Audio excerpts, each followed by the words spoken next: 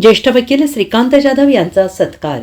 ज्येष्ठ फौजदारी वकील श्रीकांत जाधव यांचा त्यांच्या 74व्या वाढदिवसानिमित्त सांगली वकील संघटनेतर्फे सांगली जिल्हा न्यायालयात सत्कार करण्यात आला.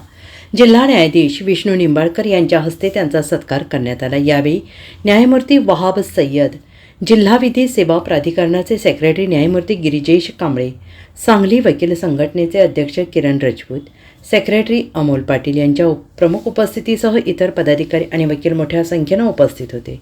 श्रीकांत जाधव यांनी त्यांच्या 47 वर्षांच्या प्रॅक्टिसमध्ये पश्चिम महाराष्ट्रातील अनेक नामवंत खटल्यात काम बघितलं आहे. याशिवाय काही खटल्यात विशेष सरकारी वकील म्हणून सुद्धा काम बघितलं आहे.